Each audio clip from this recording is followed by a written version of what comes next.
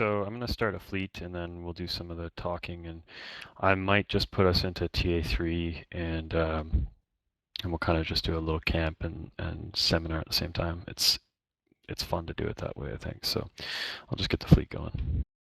Some enterprising individual has put up 200 warp disrupt probes for 80,000 apiece, which is probably a little bit higher than about 6 times higher than what they normally go for. So how many do you normally bring with you?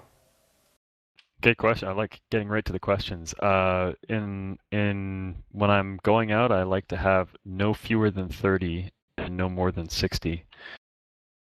It was funny. I was in a fleet a couple weeks ago, and we killed a saber, and it was one of these brave newbie coalition fleets. And somebody on the comms was like, "Ha ha ha! He was really optimistic. Look how many probes he had, and he had 47 in his hold." And I looked in my hold, and I had like 60. And I'm like, "No, that's not optimistic. That's like I've run out of probes before. I've gone out with 30, 35 probes, and actually, I don't have any left by the end of the roam." So I'll just jump right in. I'm going to use that word a little bit, and then because I guess I'm instructor in FC, I'm going to go right into this. So for those of you who are sort of catching up, who may not be familiar with some of the most recent interdictor changes, now you can only fit one interdiction sphere launcher, and it only holds 3 warp disrupt probes in it. So that's a change from the past. A couple of basic mechanic review changes for those who have maybe never flown interdictors, or you have flown interdictors in the past and you haven't done it recently. There's always a change to bubble aggression mechanics. So sometimes, depending on what development cycle CCP is in, sometimes launching a warp disrupt probe gives you aggression. Sometimes it's only if somebody tries to warp inside the bubble.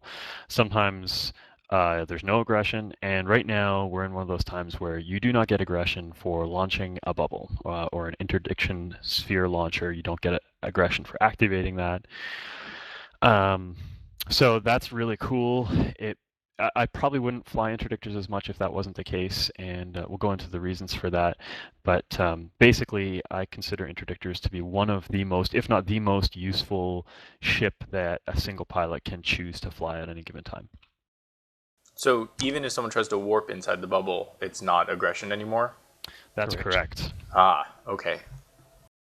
So basically, just again to give a little bit more of an overview of why I love these ships, is as a solo pilot, you can get into an interdictor, and if it's fit correctly and you know how to fly it, you can hold an entire fleet from moving or interfere with their movements enough that your fleet or another fleet can catch up with them and crush them. And that can just be done on gates. So, for example, you can land on a gate, put up a bubble, go through, reapproach the gate, put up a second bubble. Now there's a bubble on both sides of the gate, and that's annoying as hell. If you've ever just soloed or been in a fleet, you know how annoying that can be. Well, to add to that, you can continue putting up those bubbles and keep both sides of the gates bubbled almost indefinitely until you run out of bubbles, and that's kind of like an amazingly powerful thing. And if you're fast enough, you can kind of get ahead of a fleet, bubble both sides of the gate, and warp off, burn yourself out of the bubble, warp off, go to the next gate, bubble both sides of that gate, warp off, and keep doing that. And it's probably one of the most frustrating things that can happen as an FC. Further, you can actually hold a single ship. The other day, I was in Corp. There were a couple people online, but I think it was really quiet. Nobody was really actually playing. I was out by myself in a Saber, and there was a Demos coming through system solo. And I held him for like 6 or 7 minutes, basically. He was kind enough to aggress me multiple times, so that helped. But just with a Saber, I was able to hold this guy just by myself. So the point of this seminar is to talk about how to use an interdictor effectively, and more specifically, how I use an interdictor, because there's lots of different ways to do it, and there's lots of different philosophies, and I'll talk a little bit about those, but I won't go into detail. Suffice to say that you may disagree with some of the things that I say, and that's totally fine, because other approaches are just as valid. And just to give you an idea, I think with an interdictor, you should avoid dying at all costs, and there's a few reasons for that. One is that the price point on the ship is really high. You're looking at 70 to 80 million for an interdictor. and an interdictor really has a tank very similar to a regular destroyer. I mean, it's a little bit better, but they've got a big signature radius. The smallest is a saber, and he's got like 70 meters, and a cruiser can have like 150. So if you've got like your micro warp drive on and a shield extender, then you're a pretty big target. Frigates can now have down to like around in the mid 30s for sig radius. So you've got a big sig radius. Your EHP is pretty low, usually like 5 to 10,000 EHP. So you're not like that resilient, and they're pretty slow. They're faster than cruisers as a general rule, but they're slower than most frigates, interceptors as well. So you're slow comparatively. You're not very well tanked. Your damage is excellent, like you're doing destroyer level damage, so 300 DPS, give or take 100, depending on what you're flying. But the price point, you're looking at 70 to 80 million, so you're paying for like 7 destroyers for the same sort of offensive capabilities as a regular destroyer. So when people go out and they say, I don't care, it's just an interdictor, I'm going to throw it away. I'm like, why don't you just get into a destroyer then? Because the interdictor does something and it does it very well, and it hurts me on a philosophical level when I see people losing interdictors, and going out and soloing in like a fleet fit interdictor, and we'll talk about like how to fit them as well, just briefly. Yeah, so I will say before we get out and undock and go somewhere and to start talking about the mechanics and approaches, I will say it is definitely possible to solo in an interdictor. They're great ships. I mean, especially if you don't care about your wallet balance and you're willing to kind of take risks with them. But I mean, like they're very very expensive. So they're very strong ships. They can generally kill a destroyer. But I've killed. I actually don't remember. I can't count how many interdictors that I've killed with my destroyers. Coercers can rip apart a saber if done right. Even a combat fit double shield extended saber. I have a Thrasher fit that I use specifically for when somebody comes flying around in an interdictor that I undock with, and it's kind of a trick fit. Probably some of you will be familiar with it. It's a dual tank armor tank and shield tank, and that's sort of against the common thread, but it kills interdictors very, very well, so it's excellent at what it does. But interdictors, with all of that said, Rox flies a heretic that has no bubbles, so it doesn't have an interdiction sphere launcher. It's fast as hell. It's got great damage projection. Both Flycatcher and Heretic, as you know, they've got good offensive capabilities. They're fast. They've got some repping power or some buffer capabilities. So that's good. The Eris is I think I see a lot of people soloing in them, but they're actually, I don't think that they're great ships. I'm not sure why. I guess they have really good damage when you get up close. They're kind of like a catalyst that way. You've got to get right on top of your target. Or even if you fit with railguns, like 75 millimeter railguns, they can do pretty well that way. There was an 800 DPS video on the Eris. Hit. Sorry. Yeah, but then your tank is pretty non-existent, right? So the catalyst does the same thing. That's why they're very popular for high-sec ganking, or even just for easy, cheap throwaway ships in faction warfare. Destroyers are very popular for those reasons, and it takes people by surprise. So, but like taking on a cruiser with a destroyer is probably almost never a good idea. I mean, you can do it sometimes, and so usually the way I fly them is I will take them out solo. I do look for targets of opportunity. So as long as I'm fairly confident that I'll sit on a gate, and as long as I'm fairly confident that there's not a fleet on the other side, depending on what comes through, I'll usually take it, especially frigate size. They're really good for taking on covert ops ships. If you know how to do a decloak properly, then they're fantastic. I kill a lot of Asteros and Helioses and things like that with them, and that's something that it applies equally to interdictors as well as interceptors. You can get a decloak on a target and point it. Before we undock, the one rule that I try and keep for myself, and I'll do it in this environment as well, is try not to die.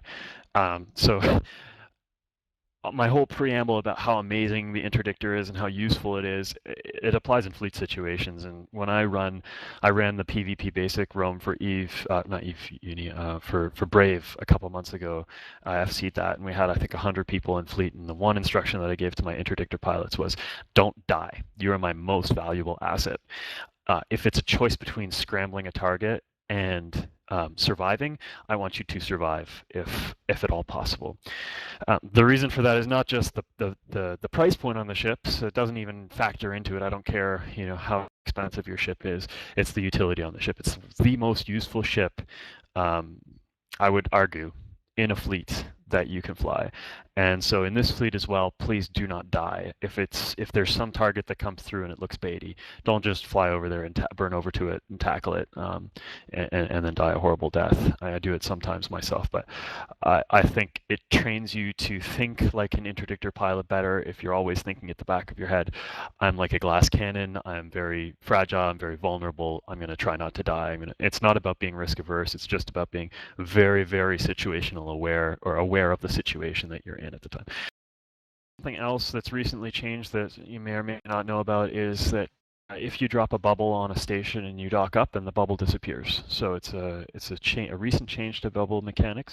Okay, so JP docked up, his bubble disappeared. And everybody aligned TA3. We're going to set up in TA3, and what did Emer say? He's got eyes and ZQ. Fast-Heavy just came into TA3.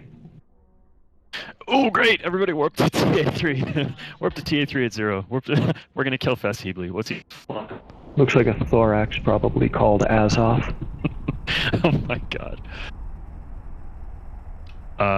We're going to kill that thorax. So I hope you guys all have guns. So, we've got a frigate gang in ZQ, 3 executioners, 2 Punishers, and an Incursus. Okay, so we'll keep an eye on them. Guys, hold here, don't go through. Sorry. So, okay, so Emer's through. I'm going to get Yeast Freak is going to stay with, okay, we now have 2 people through. Bear's through with Emer. Let me know if that thorax appears. Yeah, it's on gate. Okay, you can, Emer, reapproach, bubble up, and let me know if he aggresses. Bubble up. Yeah, he's aggressed. Jump. Hold your aggression, Emer. Don't aggress yet. Bear, if you can tackle him, go ahead and do so. Working on it. Everybody burn out to Fast-Heavy and burn him down.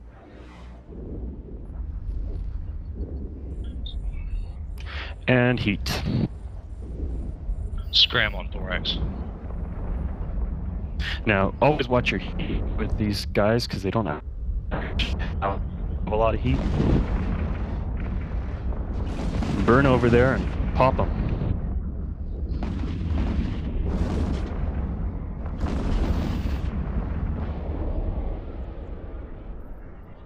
Okay. Does anybody know in a fleet fight what the primaries are in general? If you have like a mixed gang comp of hostiles, what are the primaries that are called usually? What types of ships? Your tackle. Logi.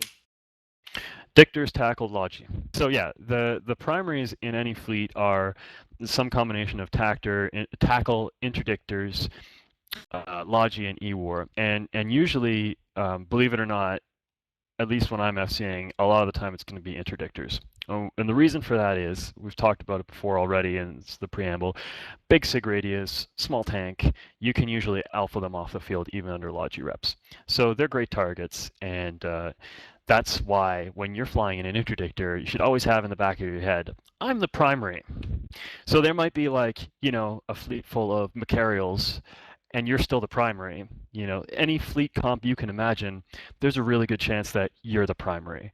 And that's kind of one of the crappy things about being in an interdictor. It's also one of the great things about being in an interdictor. So what happens as a general strategy is you are good at getting people aggressed. They see an interdictor, they're like, oh, look at that interdictor. He's going to come in and try and scram me for his fleet. I'm just going to pop him and warp off. And that's actually usually what happens when people fly interdictors. And I hate to sort of call it out, but Species is a great example of that. And you guys probably all know Species, and he's very, very aggressive, and I love that about him. But I always shout at him when I don't shout at him, but I always give him a hard time about how he flies an interdictor, because his approach is, guys, I've got this cruiser scrammed, and it's it's like a Demos, and it's repping, and it's got an afterburner, and he's like, I've got this cruiser, and he's in a bubble. Oh, I'm potted and back to EY. Sorry, guys. And you're like, well, how did you not see that coming? You know, like you went out and scrammed a cruiser or a battle cruiser or even a destroyer, and now you're aggressed. You have no recourse, and you're actually not that well positioned defensively to escape from that situation. So I generally recommend trying not to ever aggress, unless you are absolutely certain that you are going to receive Logi reps and you're already on the watch list and pre-locked and getting reps and all that. In that case, it's fine. Don't even worry about being aggressed. Or B, you're reasonably confident that you're not close to the body of a hostile gang, that they can quickly switch targets and pop you and then switch back to whatever they were shooting before. You can get a target of opportunity. That's another great way. So those are kind of the circumstances where you want to aggress. Otherwise, try not to aggress ever. Yeah, don't aggress. Any questions about that? It's usually a pretty controversial thing to say. So, like, I'm expecting sort of some questions or at least some objections to that. Right. A lot of people like flying as part of the fleet that they're adding 300 DPS, and often they may be the fastest ship, depending if the interceptors are around. So they may be the fastest ship with a scram. So my saber right now with links up is, I'm not even sure if I'm in a snake clone, but it says 3562 meters per second without heat. And I can heat that for 4977. So I'm as fast as an interceptor with heat, and I've got a scram. So a lot of people feel like it's their job to burn out to a target and scram it. And my contention is that it's not your job to do that. Your job is to put up bubbles and catch things that way, not to go out and get killed senselessly. The first couple things we're going to talk about here is just positioning. There is a good way to fly with interdictors and interceptors as well. This works for skirmishing as well. Where you want to be positioned on a gate when you land. And Ymir was in the perfect position, but now he is no longer in that position. I've just to give eyes. Okay, thanks. So the perfect position, there's actually a wiki article about it, Agony Unleashed wiki somewhere, something about a spider's web, but basically you want to be in the middle of the spider's web, and you don't want to get entangled in the gate model, but where Silas is right now, if you guys look on your overview, right about there, that's a pretty good position to be in. If something despawns or spawns directly below him, then he'll bounce off the gate model, but in general, that's sort of dead center to the gate model. Why is that important? Well, a lot of people talk about, I often hear like somebody will say, no, that target's off the gate. He's 10 kilometers away from me and I'm at 0 on the gate. Well, the gate model itself takes up space. So you may be on one side of the gate and your target may be on the other side of the gate and he's 10 kilometers away from you. Now his overview still says he's at 0 on the gate, you're at 0 on the gate, but the gate model takes up space. So the best place to be for an interdictor is right in the middle so that you can maximize the area that your bubble will cover. If you are, I'm going to put up a bubble right now, and I am 500 meters to one side of the gate, and you'll see that the gate's actually not in the center of the bubble. It's kind of off to one side a little bit. It's displaced. Now, if I burn out there and look at how far I am from the gate, I'm probably going to be about like 15 kilometers. So I'm just going to burn out there right now.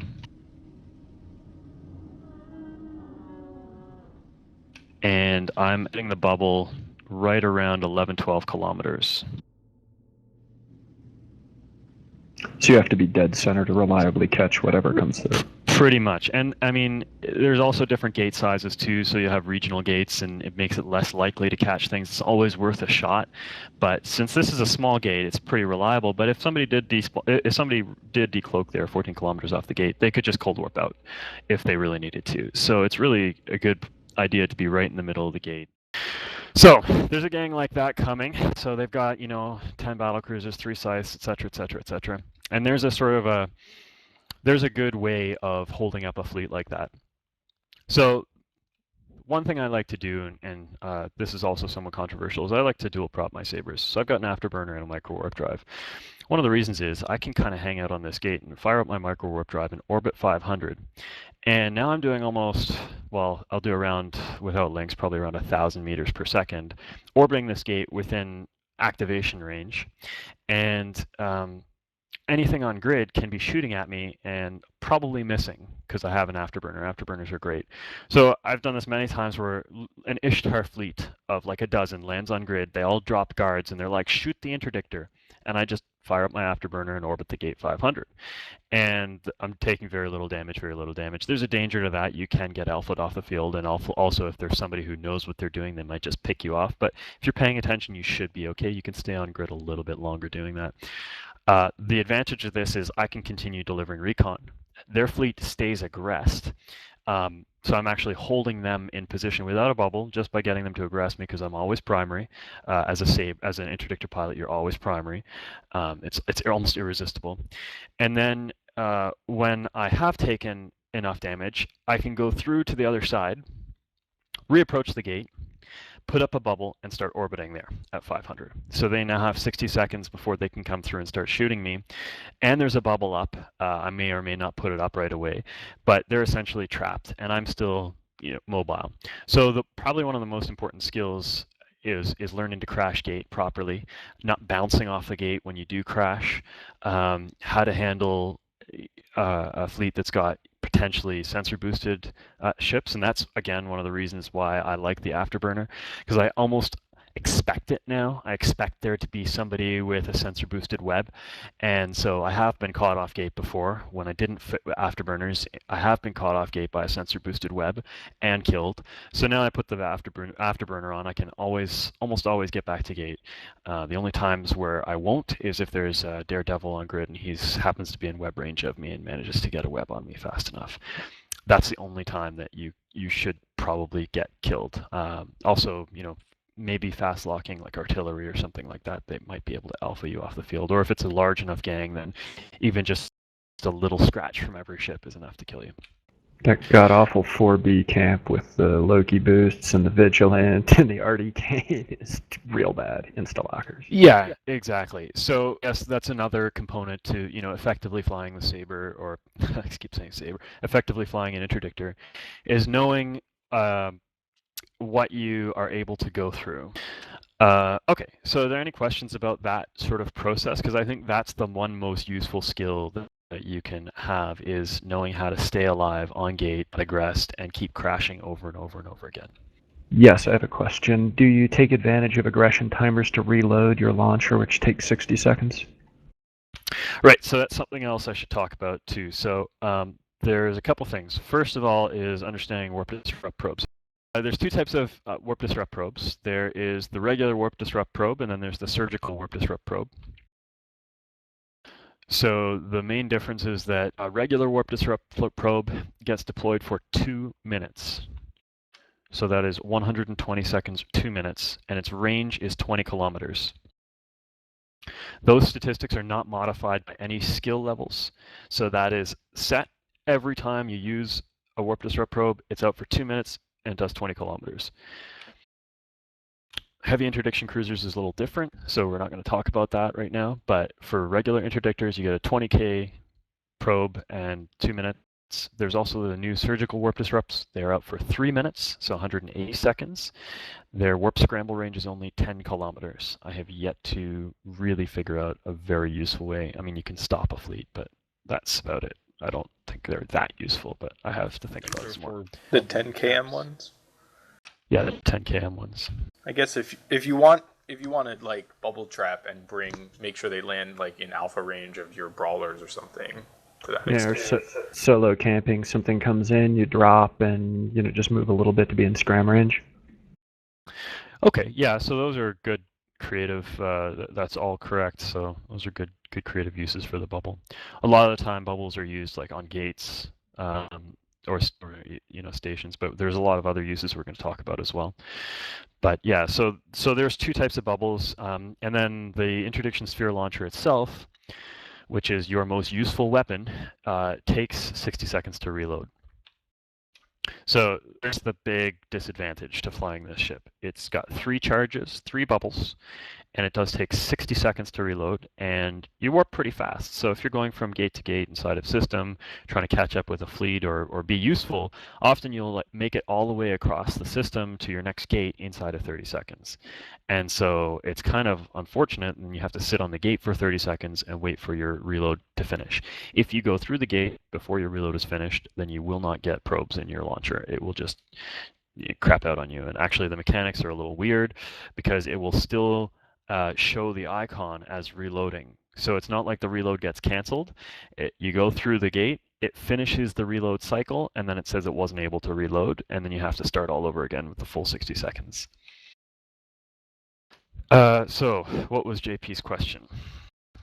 Aggression timers. So here's a good way if you're trying to hold a fleet. And a lot of the time, in addition to you being primary, they also see interdictors. Most people will see interdictors as easy prey. So they'll stick around for you. You're valuable, so it's not like just some frigate or some destroyer. They'll actually hold up their whole fleet in the hopes of killing your interdictor. And you can take advantage of this because every time you go through a gate, you get 60 seconds of gate cloak, in which time you can let your shields passively recharge, and you can let them, make mistakes. They could send the wrong guys through, or, I mean, if they're really on the ball, then you give them time to actually set up to catch you. Hopefully that's not the case, though. Hopefully by taking advantage of that time, you're just delaying them more. And presumably you have a fleet that's trying to catch up with you to take advantage of the situation that you've created. So that's happened to me a number of different times. Frigate fleets, in a lot of cases. So they'll see you, they're fast enough to lock you, fast enough to point you. They can't get on top of you, web you down enough to stop you from crashing gate. So you land on grid, there's a frigate fleet there, and usually what will happen is the following. You land on grid with a hostile fleet, and somebody will push you through. So almost right away, somebody's going to point you and put damage on you. Then part or all of their fleet will go through the gate to try and catch you on the other side. Everybody knows this sort of approach. We use it ourselves. It's just ping-ponging a ship until they're dead. So that's okay. You kind of watch your shield go down a little bit, and you've got to make a judgment call when to go through. I usually go through about 80% shields, 75% shields. And then I hold cloak. And there's a convenient weapons timer that's 15 minutes after somebody shoots you, so 15 minutes before you're able to log off, and that'll start counting down as soon as you go through the gate. So you'll see it'll count down from 15 minutes, and then when it gets to about 14 minutes and 10 seconds, you know your gate cloak is about to run out. So it's a useful little way of knowing how long you've got that gate cloak for, and I like to use it for the full length of time because they're all sitting there waiting. They all put out their drones. They're all like shouting on comms, okay, when he decloaks, this is what we're going to do. The situation will try and burn off with their interdictor.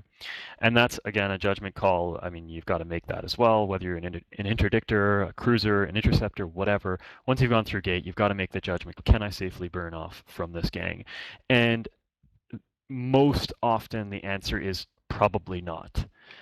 So in some cases you can. You've got to really know your ship and know the hostile gang comp. You have to really have a sense of, do they have links in system? Because that's really important.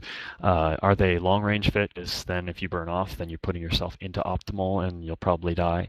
So there's a lot of questions, or sometimes you can align and warp off if you know that you can warp off before they can lock you. You can just do a cold warp. So if you're, a lot of the time you'll see just a cruiser gang and they have no light tackle. And in those cases with an interdictor, you're pretty safe to just cold warp. So, why are we talking about this? So you go through gate, and now you hold your cloak for the full minute, and you crash the gate, and immediately this whole gang is aggressed on you.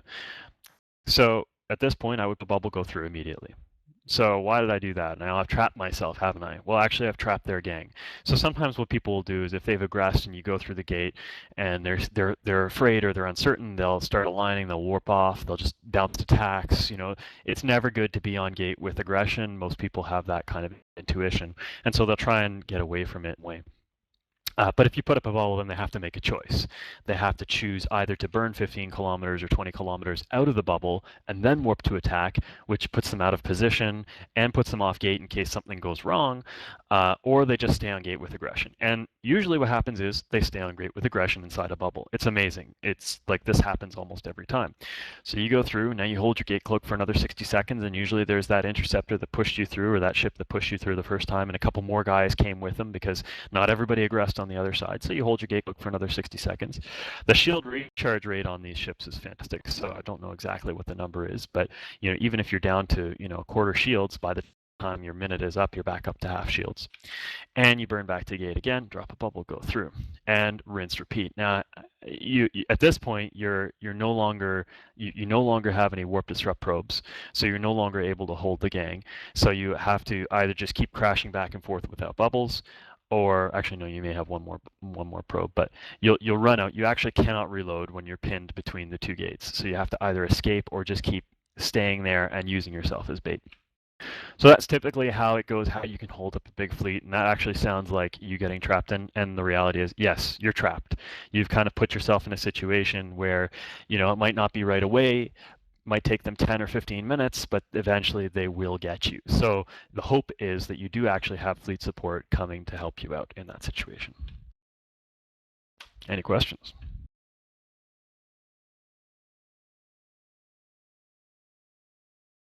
Does that make sense? Loads. Yeah, makes sense. Okay, so that is kind of like a rundown on very basic 101 how to use the Interdictor as like primary fleet support. There's a lot more it can do for fleets, but that's sort of like step one, how to use the Interdictor on gates. Put up your bubble, don't aggress. Stay on gate, orbit gate, keep moving, don't stay still, because with that sig radius, cruiser guns will hit you with a lot of damage. I don't know if it's full damage, but nearly full damage. So there's like a few just things to remember.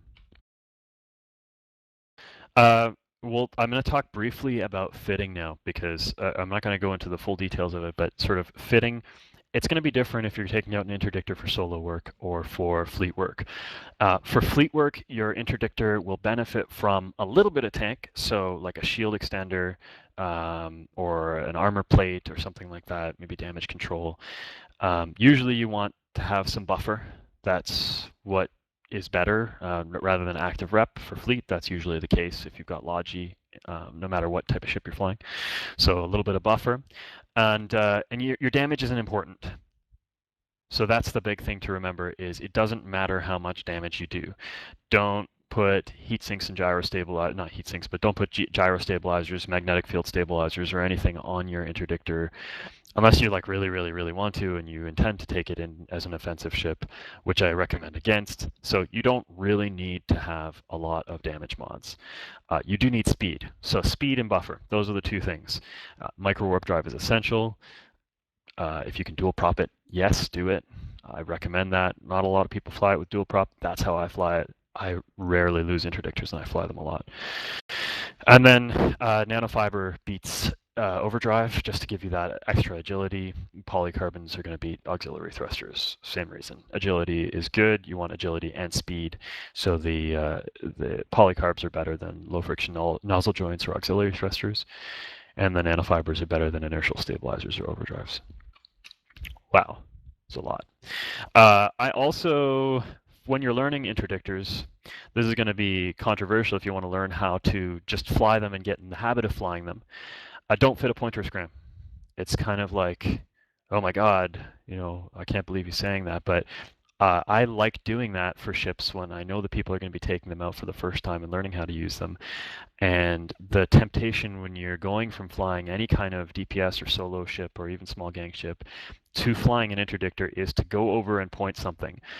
In fact, you know what? Hell, don't even put guns on your ship. And that's actually always been fairly common with ships like the Eris. That was a thing back in the day, a Cloaky double bubble Eris, no guns, or one gun for just getting on the kill mail.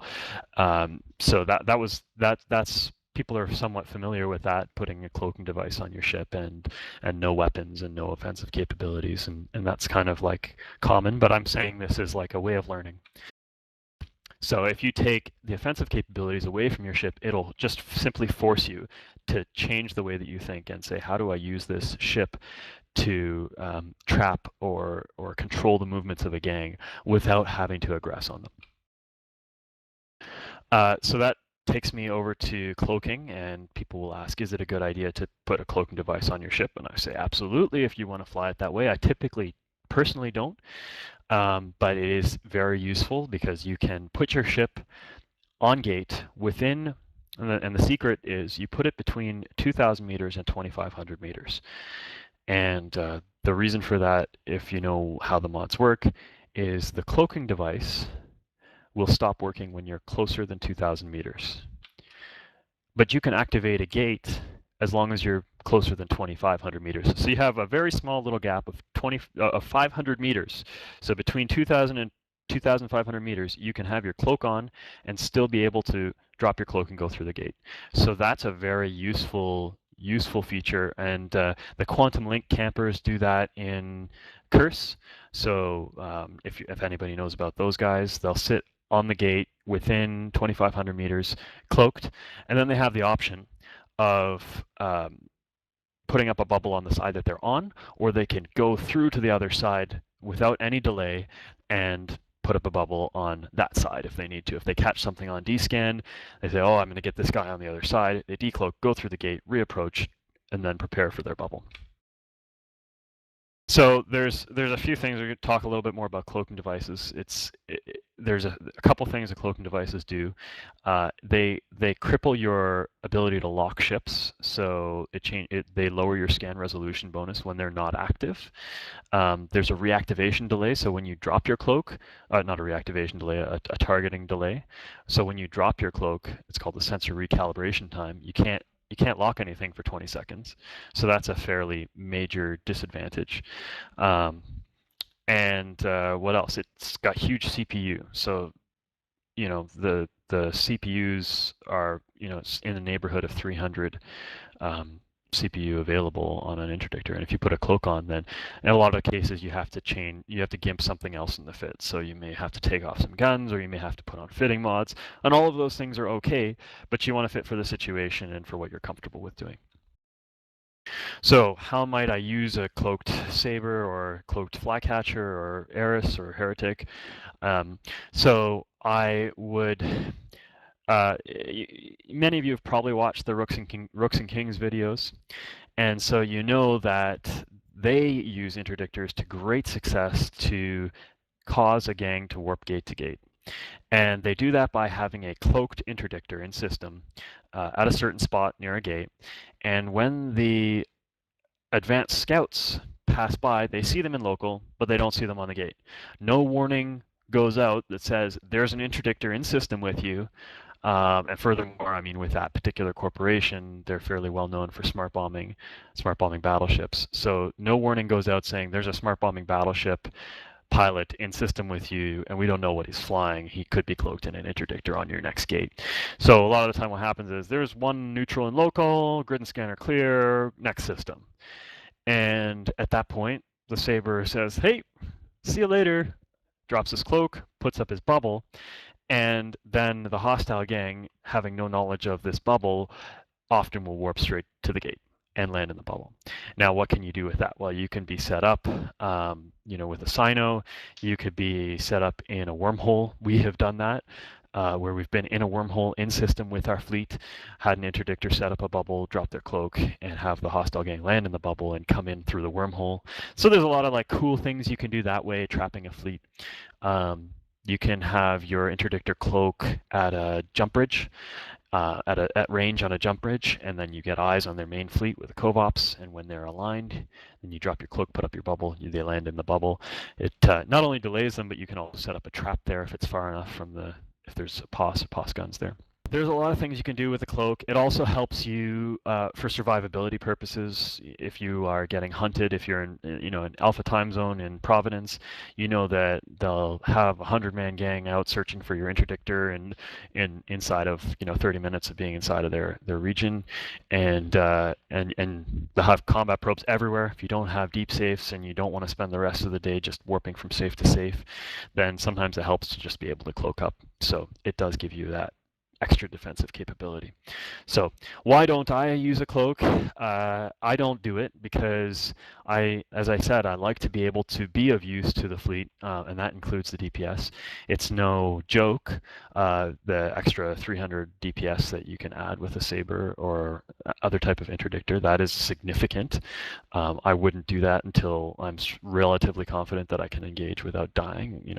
If you know that the hostile ship is going down, and you know that it will take them at least 45 seconds to kill you, then you can go in and add that and help finish off the hostile ship. But remembering the whole time that your ship is probably worth more than most of the other ships in the fleet, and you're more use. So it's not just financially more expensive. You are the most valuable ship, one of the most utilitarian ships in the fleet as well. I like, again, a little bit more about personal philosophy. I like the interdictor because I can get in this ship and undock and feel relatively safe about going out solo with no eyes, and actually it's really great for creating content. That's one of the best things about this ship. So if there's 2 other people online, 3 other people online, you don't have to worry about fleet comps or anything like that. You just go out in an interdictor, and then something comes by, and you're like, "Hey guys, I've got this gang. They regressed on me, and I'm just crashed gate, and I could probably bubble them. Would you like me to do that?" I can't even count the number of times I've said that. Or it's like, "Hey, there's a zealot here. He's shooting me. Do you want me to catch it?" Like, "Hang on, I'm coming in a dual rep demos." I'm like, "No problem. Go back through gate." Zealot predictably sitting off gate, 15 kilometers, aggresses, go back, crash gate, maybe put up a bubble or don't. It's up to you, how close your support is. But rarely do I ever recommend, if you hear on comms, "Hey, fleet support is just, 15 AU out," don't go through and scram that target. It's just 15 AU. It's enough time for them to kill you and get off the gate. Trust me when I say that. It's the truth. What can you do on grid as an interdictor when you're not near a gate, you're not near something that like a station, or we're at a station here, but let's say there's some kind of fight going on and it's 300 kilometers from anything, and you're trying to figure out how to be of use to your gang, and there's a couple different things that you can do. I'm just going to get out a little bit further. I think I have some tax here, but I'll just burn. It's okay. And we're going to demonstrate how to use bubbles. So I'll explain the theory of it first. So bubbles work in the following manner. This is in the Wolfpacks class, but I'll just refresh it here. If your destination, so the place that if you go to warp and you're warping to a place, and at your destination there is a bubble, you will get pulled into the bubble if your trajectory as a vector, I don't want to do too much math here, but if you draw a straight line from where you are to where you're going, and that line passes through the bubble, or if it would pass through the bubble on the same grid, this is kind of a weird sort of explanation, but the way a drag bubble works is you're warping to the gate, and the bubble's behind the gate, so why are you getting pulled into the bubble? Well, the mechanics of Eve are that bubble's still on grid, and your trajectory would have taken you through that bubble if you'd kept warping, so therefore you go into the bubble. Don't know why that's the case, but it is. So it's on grid now, not like 150k or anything like it used to be. Right. So basically, if the bubble is 30 kilometers behind the gate, you'll get pulled into the drag bubble. That's what I'm talking about here.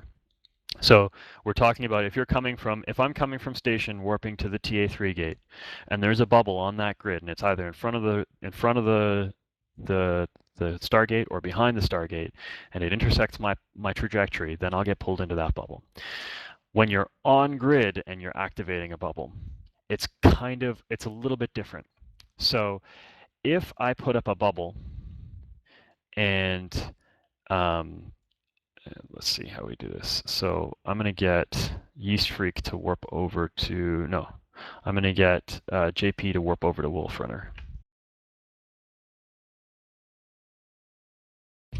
JP is going to be my kiting caracal in this example. All right. So JP's gonna be kiting off away from station, and what I'm gonna do is I'm gonna try and block him from being warped to by your gang. So I'm looking at the gang on grid here. I'm gonna put up a bubble, and I have to keep in mind where JP is. Now keep trying to warp to JP, and what I'm gonna try and do is defensively bubble JP. So I'm putting bubbles between you and JP. And it should actually prevent you from warping to him right now. And please confirm that that's the case.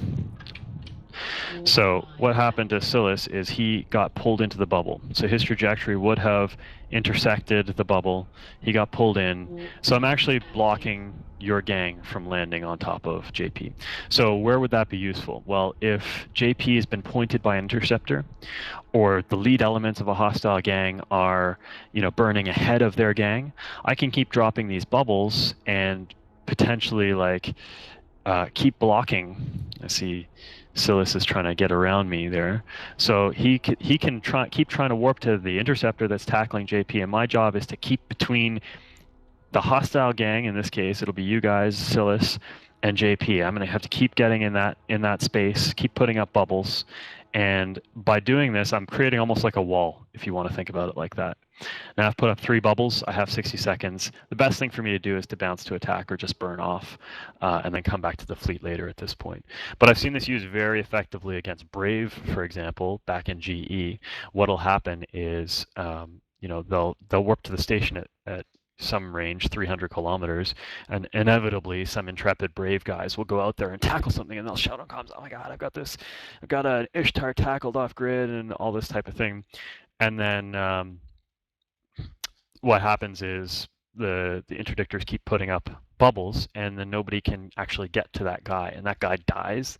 And then they keep burning out towards them, and then the bubbles go up again, and it's actually really funny. So you can create a wall between a hostile gang and your fleet to kind of separate them on grid. Something else you'll notice is in this exercise, if you look at the bubble, one of those bubbles that's up right now, and you look to a celestial that's behind the bubble. So align your ship, sort of look at the celestial look at any celestial that's behind the bubble. You can actually warp through that bubble. Again, this seems like a counterintuitive piece of a counterintuitive mechanic, so I'll say it again. If there is a bubble on grid with you, you can warp through that bubble if you are going somewhere else in system. Does that make sense? As long as your destination isn't on grid. Right. So if I wanted to warp to, where Wulfrunner is, I can warp to Planet 8, Moon 3. I can go through that bubble, and the bubble will not catch me. Now, basically in a line, almost from station, you'll see Wulfrunner, you'll see Silas, and you'll see Yeast Freak. So does everybody see that on grid? And I'll for anybody who's listening, and I'll explain in detail what's happening. So from where I am, my target is Yeast Freak. I want to warp to Yeast Freak. He's 170 kilometers away from me right now. Silas put up a bubble approximately 120 kilometers away from me. When I try and warp to Yeast Freak, I get a message that says you cannot enter warp because Warp Disrupt Probe is intersecting your warp path. I cannot voluntarily be pulled into that bubble. So I am actually prevented from warping because that bubble is less than 150 kilometers from me. Again, I'll say that again. If there's a bubble that's less than 150 kilometers from you, and it's intersecting somewhere that you want to go on grid, if you're trying to warp to a fleet mate and there's a bubble that's 100 kilometers from you, you cannot warp through that bubble.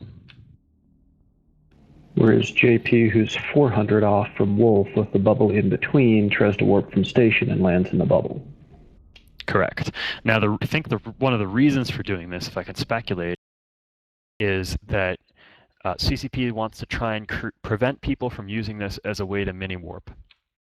So if you could use interdictors in this way to pull your fleet into a bubble, you could potentially warp your fleet at any range. So you could put up a bubble and pull your friendly fleet into your bubble at 30 kilometers, 50 kilometers, 100 kilometers. You could essentially set up your bubble to pull your fleet into optimal range of the target.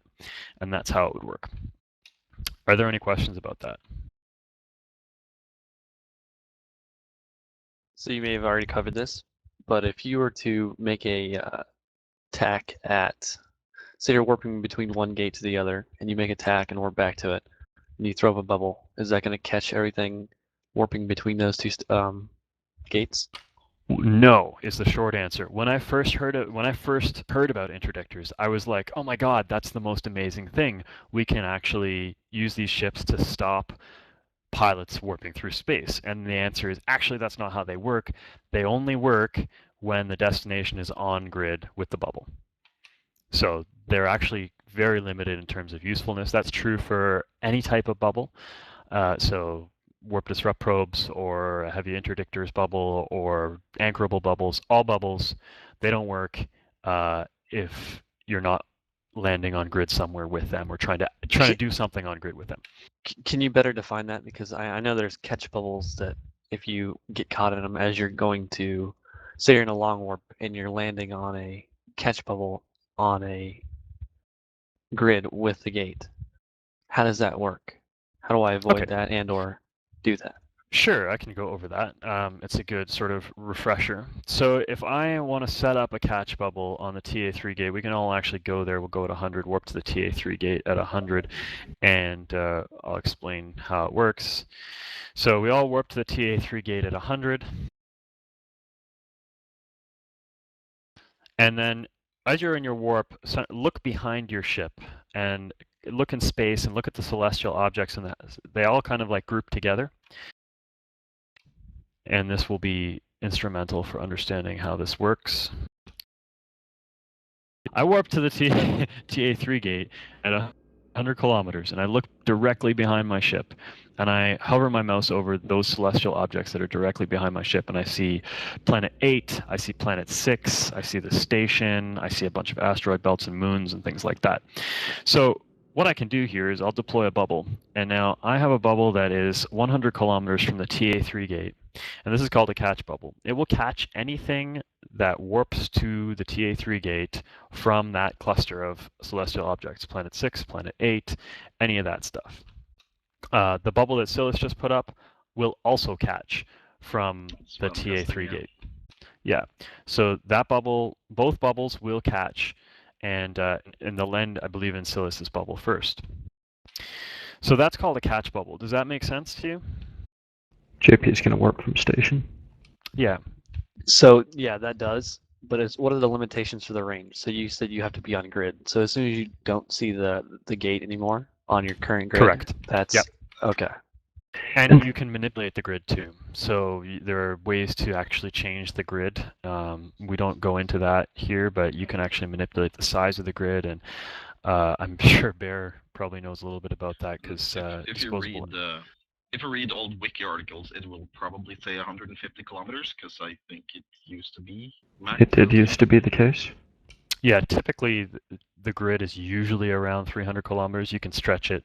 The Outbreak guys do that. Clever Use of Neutral Tunes does that. Bear just came from those guys. Confirming I was caught by Silas's from the station. I'm going to burn out another 100 so that we're clearly very far off and prove that, you know, like a 200, 300 kilometer one still catches. I'll keep stretching the grid then. All right.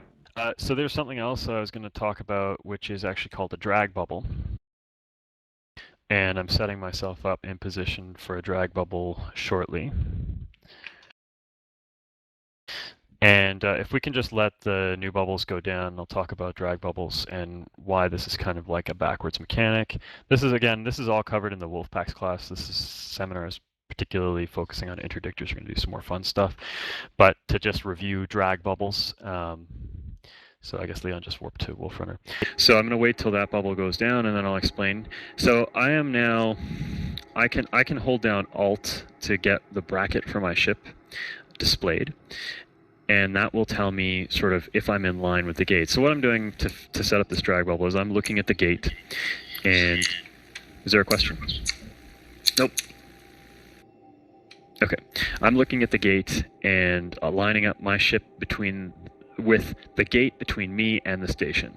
So there's a straight line from my ship through the gate to the station. Now, once the bubble goes down, you can all just, if you want to experience this, you can warp to station, and then I'll let you know when you can warp back if you're interested in getting caught in my drag bubble. I'm 65 kilometers off the gate, so you get pulled in approximately 45 kilometers from the gate. Give it a second for the catches to get on. Okay, so you can see JP just warped to the TA3 gate at 0 from station and landed in Silas's bubble 328 off. Yeah, so I'm just going to wait for that one to go down, blow up a drag bubble, and then we'll move on to other things. Hey, Wolf? Yeah. How far away from the gate can you put a drag bubble? As long as it is on the same grid. You can put it at 0 on the gate, at 10, 20, 100, 150, 300. As long as you can still see the gate, it will still activate. Nice. And I'm just waiting for this. Okay, so a couple more seconds of that one will go down, and I'll tell you can warp and get caught in the drag bubble. So something else about sort of more solo or small gang tactics, if you're lying in wait for people or you're trying to trap somebody and you're trying to use bubbles to in this manner. Bubble up now. For those who want to get dragged in, you can warp from station to TA3. You get pulled in approximately 45 kilometers off the gate. So something else is, everybody knows on grid warp you have to be 150 kilometers away from whatever you're trying to warp to. You can't warp to something that's 100 kilometers. So typically you'll set up a drag bubble at some range less than 150 kilometers, or a catch bubble at some range less than 150 kilometers. And the reason for that is you don't want any reinforcements coming and being able to warp to them easily. So, you know, if, for example, if I have this bubble here and I'm trying to catch somebody warping from station, I don't want somebody to come in from TA3 and be able to warp to his friend and help him. So for just as a basic strategy, you want to, that's why you'll see a lot of catch and drag bubbles set up around 100 kilometers, 115, 120 kilometers, because usually their help has to burn to them. So I've talked about, I'll just do a very quick review of what we talked about so far, and we're going to go into a little bit more detail about the specific ships, strengths, weaknesses, talk about solo, how to use an interdictor solo, and that type of thing. So we've talked about how to, in general, fit for a fleet, you know, the advantages and disadvantages of the interdictor, you know, the general rules: don't die, try not to aggress. How you use it on grid to deploy bubbles. You can create a wall between two hostile fleets. You know, that's especially useful if you see Citrus combat probes on scan and you all of a sudden notice the hostile gang aligning towards your gang. You burn towards them a little bit, drop a bubble, and they'll be caught in the bubble, and then they won't land on your gang. So we talked about catch and drag bubbles. We talked about, what else did we talk about? We killed something. Okay, great. So everybody orbit the EY gate at 500, and we'll talk a little bit more about more specific tactics. I'm going to talk really quickly about destroyer tactics in general. So you can do longer range destroyers like artillery and like railguns and stuff like that. Personally, I enjoy the short-range destroyers. So the difference in the tactics is with the longer-range stuff, you're basically just kiting away from whatever it is that that you're trying to kill. Don't ever get tackled. You know, if you get tackled, then you'll die.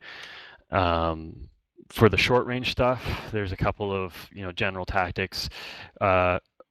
Heat is great for destroyers, but you only get about I think it's like how many cycles, like 10, 15 cycles of heat before your guns all burn out, because you have so many guns in the highs or launchers or whatever. So you got to be really careful that you don't accidentally burn out your guns. If you are fighting a ship that's smaller than you, like a frigate, never orbit, ever, ever, ever, because you will be giving them an advantage. Your guns have a harder time tracking them because they're smaller than their guns have tracking you, even though you have maybe using the exact same guns and have the same bonuses and everything. Your sig radius is larger. So when they move, it's harder for you to hit them. And if you're moving at the same time, then you're making it doubly as hard for your guns to hit their ship. I'm sorry if that doesn't make sense right now. I won't go into too much detail, but it's just, never ever orbit something that's smaller than you. If it's a cruiser in that situation, we know that that cruiser he's like, oh my god, I just got 10 ships just decloaked on me. I'm gonna die. Pull drones and run away.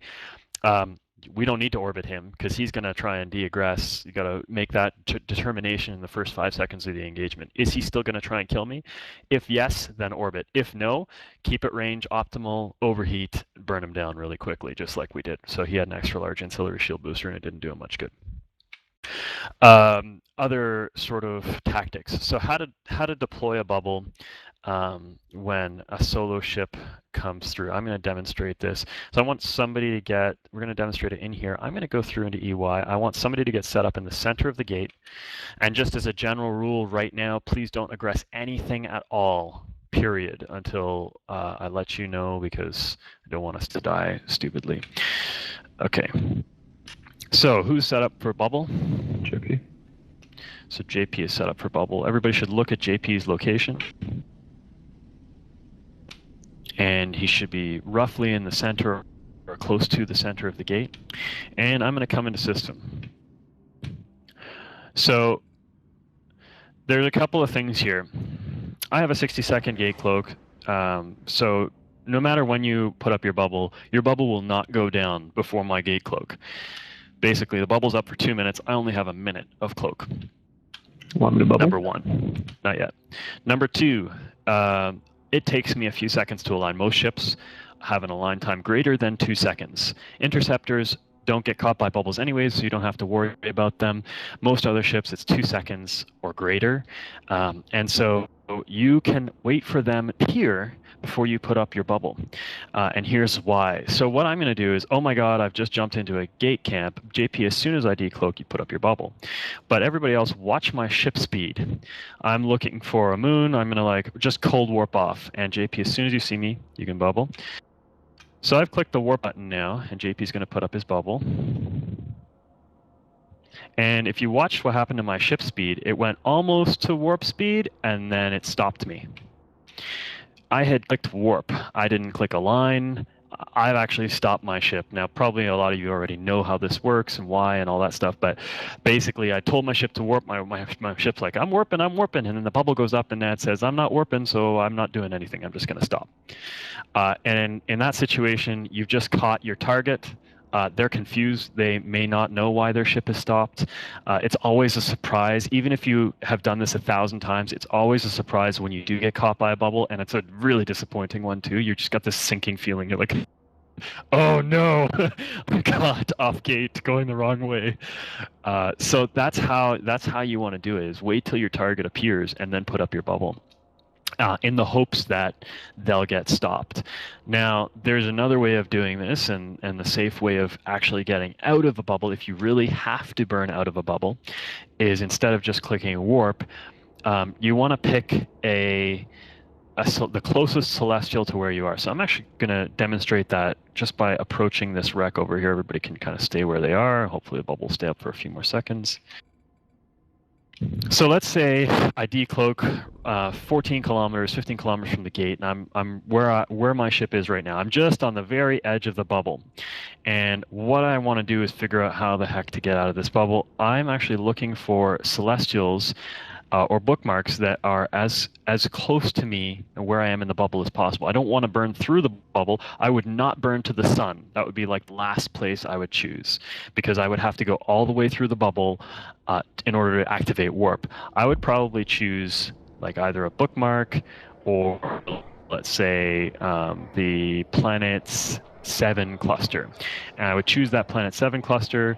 I would click on that, and I would click align, and I would immediately heat and try and burn out if I knew the saber was going to go and try and bubble me. And then I would click warp, warp, warp, warp, warp, warp, warp, just spam it, and then eventually I would get where I'm going. When to deploy a bubble? This is always, I guess, a really big question for people. It's always hard to know for sure when it's okay, when it's not okay. Some FCs will just lose their mind if you deploy a bubble and it's like the wrong time. Yeah, so I mean, if you're a competent interdictor pilot,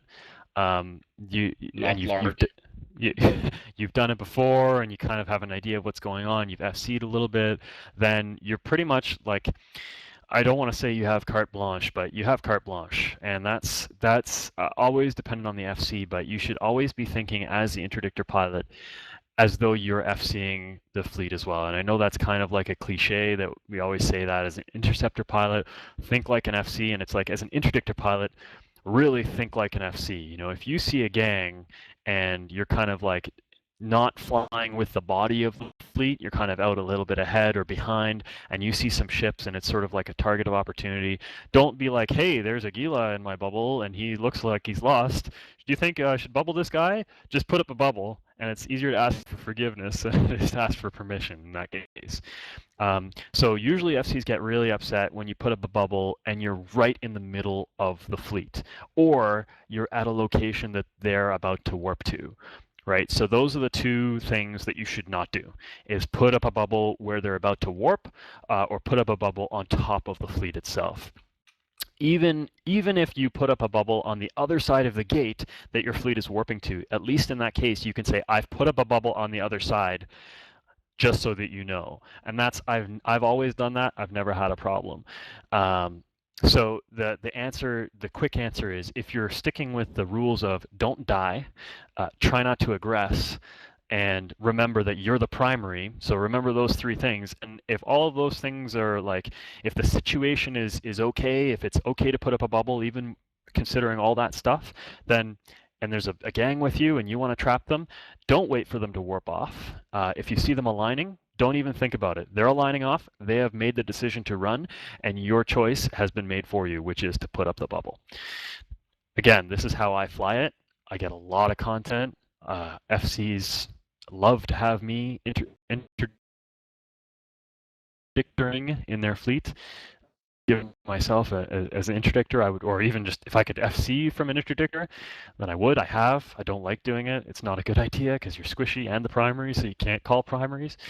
But basically, like, that is a good way to get content. Pay attention. What's the velocity of the hostile ships? What's the radial velocity? Where are they going? Does it look like they're aligning off? Are they running? If they're running, bubble them. And then, you know, deal with the consequences afterwards. A lot of the time, if you're on gate, sort of at 0 orbiting the gate, or 500 orbiting the gate, and you see the hostile fleet orbiting, aligning off, what's going to happen? They're going to know there's an interdictor on fleet with on grid with my fleet. The FC knows this. I have to fleet warp now. Fleet warps are a pain in the ass, as any FC will know. Somebody's bound to bounce off the gate. Somebody is bound to forget to align. All of these issues come up in your mind. You're like, oh my God, now I'm relying on every single fleet member to actually have their shit together, excuse my language, to be able to warp my fleet off safely. And you know that somebody's forgotten to align or has bumped off gate or something like that. And so having a Saber on grid or any interdictor on grid, you're kind of like, crap. We now have a hard choice to make. Do we aggress that interdictor and then we're aggressed and stuck? We can't go through the gate. One of our options is eliminated. Or do we just try and get away from him, but then he might catch one of us and then we're all in warp and he's caught, and we can't save him and we lose a ship. So it's a really tough choice to make. So your job is to put the FCs into difficult decision-making positions. If you're aggressed, it's an easy decision. If you've gone and scrammed somebody, they're like, oh, kill the Saber. You know, there's no choice there. You're the primary, you're squishy, and you've made the stupid mistake of aggressing all by yourself. Even though your fleet is only 5 AU out, you're just dead in one volley, right? So the idea is put up the bubble. Half the ships may get stopped in the bubble. You know, one guy may get caught, nobody maybe gets caught, or they all get caught in the bubble. And if they all get caught in the bubble, 50% of the time they'll micro warp drive out. The other 50% of the time is they'll change their mind and reapproach the gate. And then you've accomplished your purpose, which is holding that fleet where it was, and your gang can get on top of it. Does it sound complex yet? Nah. Okay, so defensive bubbles. Does anybody want to brief? I can tell you, but I've been talking a lot. What are defensive bubbles? What do you mean by that? Bubbling preemptively to catch an enemy fleet so your fleet can escape, is what I mean. Okay, so yes, that is exactly what a defensive bubble is. There's a few different ways you can do it, right? So usually in that situation, one of two things is happening. You're running away from somebody, or you're out of position and you need to slow down an enemy fleet, or there's something that needs to happen where you've got them separated, or you need to delay them somehow. So defensive bubble is, there's a couple ways of doing it. So let's say a hostile fleet is chasing your fleet. As an interdictor pilot, you're actually probably one of the fastest ships that warps. They've got a bonus to the warp speed. Since the warp speed changes, they'll warp at 5.5 AU. So, and often when I'm flying as a fleet interdictor, I exempt myself from fleet warps. So you really got to think of yourself as kind of like an interceptor, because you're fast, you're agile, you have extreme utility, and your job is to essentially tackle things with your bubbles. So you kind of exempt yourself from fleet warps. You need to be on the ball all the time. You're paying attention all the time. It's not a role that you can just kind of sit back and relax in. So defensive bubbling, it can work in a lot of different ways. You can either be trailing your fleet, or you can be moving ahead of your fleet. So an example would be you all come into a system, and or you're heading to, you have a destination. This is where you're running to, and you get ahead of the fleet, and you get on their outgate before they warp. And you say, guys, let me know when you're warping. I'll put up a defensive bubble. So once your friendly fleet is in warp, then you're on the outgate. You put up a bubble. Your fleet will not get caught in that bubble, because you only get caught in a bubble if it's up before you warp. Okay, I'll say that again. You only get caught in a bubble if it's up before you warp. So if your fleet has warped, you can put up a bubble that would have normally caught them, and they'll go right through it and land at their destination. So defensive bubbles, there's a couple ways you can do them. You can be right on the gate and put it up, and then the hostile fleet that's chasing you, your fleet goes through the bubble, their fleet's coming right after you. Their interceptors are going to go right through it, but anything else will get caught in your bubble. If it's right on the gate, they're caught 20 off. But there's another way of doing it. If you're really daring and confident, and you know that the hostile fleet isn't that close behind, you can warp to the gate at range. So you warp to the gate at like 40 kilometers or more, 50 kilometers, 60 kilometers, whatever. You warp to the gate at range, wait till your fleet's safe or has already warped or whatever, then put up your bubble, and you have to burn that 60 kilometers to the gate. The advantage of that is the hostile fleet now doesn't have to burn through 20 kilometers, but they have to burn through potentially 80 kilometers plus of space, or bounce up to tax, or whatever. They're delayed. That's awesome. You can also put up a defensive bubble. There.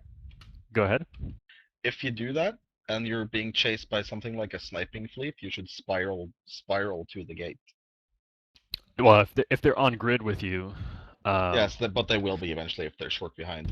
Right. Yeah. It depends how close they are behind you. Like, in that situation, if they're really like right on top of you, it's even better just to bounce to a bookmark. Yeah, fair point. If you do have one.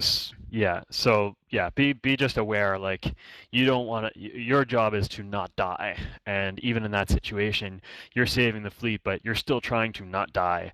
And then, to continue the point about defensive bubbles, you can also put up a bubble when you've gone through the gate. Once your fleet has warped off, if you are brave and confident and you know that they're not that close behind you, you can approach the gate, put up a bubble, then burn out of the gate and warp off. So that every person who decloaks in that bubble, it has to burn out before they can warp. So there's two ways to put up defensive bubbles there. And both of those ways, they're risky. Most risky for you, but that's where it's important to be fast, agile, and on the ball, and know where the hostile fleet is, where the friendly fleet is, and what the plan is, and be able to make that happen without being asked. I will often ask, do you want me to put up defensive bubbles? But a lot of the time, I won't ask. If I know that we're being chased and they're close on our heels, the defensive bubbles go up, and I'm not even asking. I'm just saving the fleet. And then if I have to be like logged off in space or hide somewhere, then I tell the FC, I'm like, you know what, I'm stuck, go on without me, but I held up the enemy fleet, they're going to be 3 hops behind you, so you're safe, kind of thing. So something else that I've done as an interdictor pilot, and it's kind of like, there's a few things. We talked about putting up a wall of bubbles to prevent hostile fleet from warping onto you, but if you know that you're going to lock horns, and you're going to really get in and have a tough fight, there's a few things that you can do as an interdictor pilot. in that engagement. The first thing is not to get close to anything big. A lot of people will be like, I got the Armageddon scrammed. And you're like, I'm sorry for your loss. Because you're neutered to hell, and then they put some heavy drones on you, and the Logi can't lock you in time, or whatever happens. Interdictor pilots, although they're very useful, don't always get preference and priority for Logi, and there is a lock time delay and that type of thing. So despite the fact that it may be counterintuitive, a lot of Logi pilots will save a Hurricane rather than a Saber. The Saber's more useful and more expensive, but for whatever reason, it's just people think size of ship equals importance to the fleet. So what do? Stay away from anything big. Don't go on top of a battlecruiser. Don't go on top of a battleship, or even a cruiser, or even a destroyer. Just stay away from big things. Stay away from big groups of hostile pilots as well. Approach your Logi, because what happens is all their fast tackle and their chaser tackle, their primaries are the Logi, the E-War. I've been in Talishag fleets as an interdictor pilot with a whole ton of frigates on grid, and they all kind of went in and went for our Taloses and our and then their light tackle come in for the Logi, and so your job is to go and scram that interceptor, pop them, and then burn away before the rest of the gang gets on top of you. So you can actually have a lot of fun flying an interdictor and just kind of like nipping around the edges of the hostile fleet, looking for some bomber who's like, there's always that guy who decloaks in his bomber. He's 40 kilometers from everyone, and he's just either kill mail whoring, or he's trying to put the DPS on one of the friendly targets, and you're like, hey bomber, guess what? Bubble up, and then you go and kill a bomber, and that's a sweet kill for an interdictor. Reapproach the gate, de-aggress, people see you on gate. Another thing that you can do for fleet is you're drawing fire. That's a huge advantage. So again, thinking you're always primary, that's almost always going to be the case. So if you want to save your fleet, reapproach the gate, orbit 500. Everybody's like, I've got scram on the Saber, and the Saber's not aggressed. They don't know that. They're like, he must be aggressed. Everybody is stupid and aggresses in Sabers, or heretics, or heiresses, or flycatchers, and so you're drawing fire, and everybody kind of lemmings in on top of you, and now they're all aggressed on you, and the FC, your friendly FC, is like, is anybody pointed?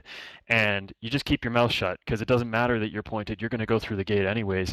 And the friendly FC is like, that's awesome, nobody's pointed, let's warp. And then everybody warps away safely, and then you go through the gate. And the hostile fleet's like, what just happened? How did they get away? Oh, everybody was shooting the Saber, interdictor, heretic, whatever it is, and you were never aggressed in the first place. I've done this not just once, not just 10 times, but like 100 times. So it's just good ways of flying as a fleet ship. The hull. The interdictor hull is basically a destroyer hull, and the destroyer is, I think, doesn't always get a lot of love.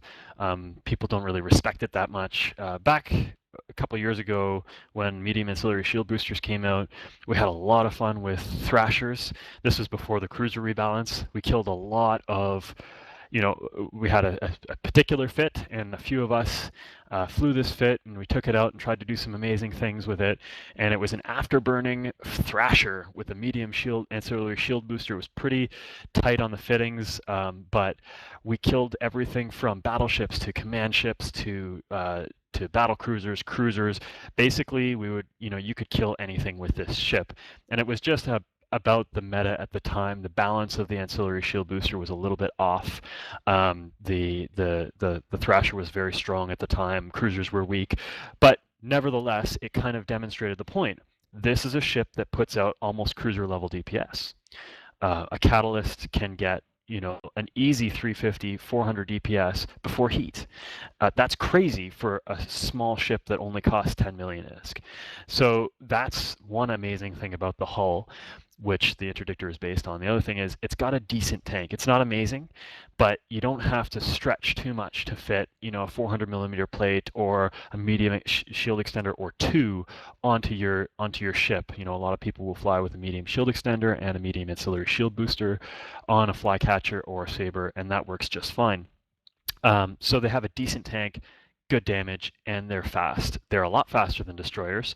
The base speed of, I think, all the ships is around 2,000 meters per second with a micro warp drive, and higher for I think the Flycatcher and the Saber. They've got when they rebalanced the interdictors, they did great things for the Eris and the Heretic, which are typically armor based. So they reduce the mass of the ships, which is helpful for like if you really look at the real details of fittings and stuff like that. By reducing the mass, they made it easier for them to align, and ultimately by raising the base speed, they made them fast enough so that even with a 400 millimeter plate, Immer's Heretic can still go 2,000 meters per second, which is pretty decent with a 6.76 second align time. So there are huge advantages to flying these things solo in that, toe-to-toe, they can usually take any destroyer or frigate without any difficulty at all. The light missile rocket fits like the Heretic and Flycatcher are lethal. Like I rarely, if ever, go toe-to-toe with another Heretic or Flycatcher unless I'm very, very confident of that situation, because I know that it's such a close fight. They do perfect damage application pretty much. So with turrets, you're going to miss, but with rockets and light missiles, you're not. So it's a very predictable outcome in those types of situations. So they do a ton of DPS. A lot of the time they'll be scram web fit. So the only one that's the exception to that is the Eris. Just to give you sort of a brief breakdown, I mean, as sort of like a general statement, you can say they all fit 7 guns. They all have, they can all have an interdiction sphere launcher. Not everybody flies them with one. If you ever catch an interdictor without its sphere launcher, it's going to kill you because it's fit for damage, and that's a scary thing. The interdiction sphere launcher takes 100 CPU, and you can do a lot with 100 CPU when you're not using it for that purpose. So they all have 7 guns. The Flycatcher has 5 mids, Saber's got 4, the Heretic's got 3, the Eris has got 2 mids, and then it's pretty much like the reverse of that for lows. So the Flycatcher has 1 low, the Saber's got 2, the Heretic's got 3, and the Eris has 4. So they're all pretty well balanced slot layout wise. CPU and power grid, you can do a lot with them. So in terms of general fitting advice for interdictors, really take advantage of the speed. I've lost Erises before because they were just too slow. I'm not a huge fan of the armor buffer on those ships because it slows them down so much that it's easy for them to get caught. But again, that's a personal decision-making thing. Scram web, I don't know what to say. Like, they're great solo ships if you've got the tolerance for it. You're out doing specific solo work. You have the recon needed. They are good one-on-one against pretty much anything in their ship class. But when it's 2-on-1, that's different, right? So, it's going to be touch and go with your Saber against a Thrasher or your Flycatcher against a Thrasher. But when there's, a Thrasher and a Firetail, they might kill you, right? So you want to be really careful what you engage and how you engage. The interdictors are all about controlling the engagement. So you choose the time and place when you fight. And when you do, you make sure that you're going to win. And that's how you fly an interdictor solo. Okay, so some sample fits. So there's the Saber that I fly. I've got some others here too. So you fly that for solo? I fly that for everything. I don't like to solo in the interdictor. Like, go out and if so, what would I change if I were going to take that out solo? Well, I would drop the afterburner because I wouldn't be looking to orbit gates or deaggress or anything like that. I would swap that afterburner for a web. I might upgrade the guns to 200s. I would drop the nanofiber for a gyro stabilizer. Alternatively, I could go with 2 medium shield extenders or a medium shield extender and a shield booster. And then if I had that, I would just go double gyro stabilizer. The tracking is excellent on these ships, so you just need to pound out the damage. And that would be sort of some of the changes that I would make. You basically want to with any destroyer hull, you want to scare the crap out of whoever it is you're fighting. You want them to be so surprised that you're dealing that much damage that quickly that they don't have time to react or call for help or anything. They're just dead, and that's why the coercer fit works so well with the pulse lasers and scorch. It's just like a full rack, 3 heat sinks, and you just melt whatever it is that you're shooting. So same thing applies to interdictors. Kill your target really quickly and get out. So there's the Saber. Eomer's got that Heretic fit, which I actually really like, but you can also do a light missile Heretic. And this is Rox's. This is Rox's Heretic that I've just linked, and it doesn't actually have a bubble launcher. So this is sort of like a different example. The Heretic really lends itself to active reps.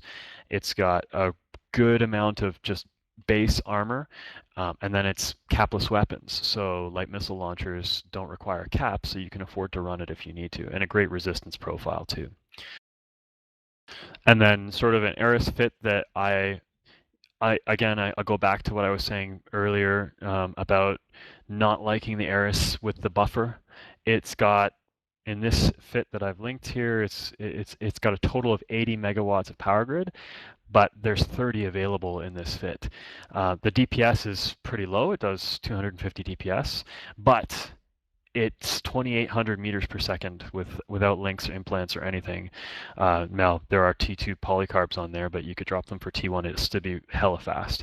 And it's got an ancillary armor rep. So I'm a big fan of active rep on the armor fits because they do have such a great damage resistance profile. It's like for the Eris, it's 74, 74, 83, 53. So we might want to swap out for an explosive hardener or something like that. But again, personal decision making.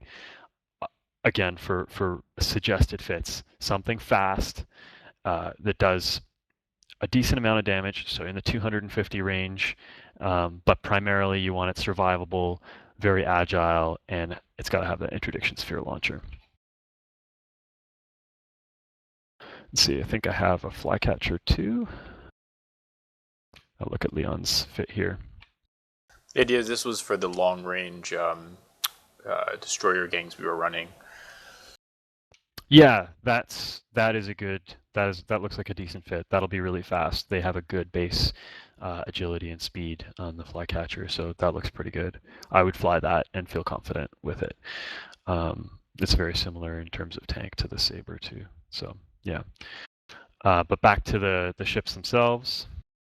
So if you look at the Eris, you'll see it's got bonuses to small hybrid optimal range, rate of fire, and tracking speed, which is amazing. Saber, kind of similar deal. It's got a bonus to fall off, damage, and tracking speed. So turrets, they're getting a lot of turret bonuses. The missile ships, like the Flycatcher and the Heretic, they're getting a bonus to damage, explosion radius, velocity. So their missiles are going fast, exploding small, and doing pretty much full damage.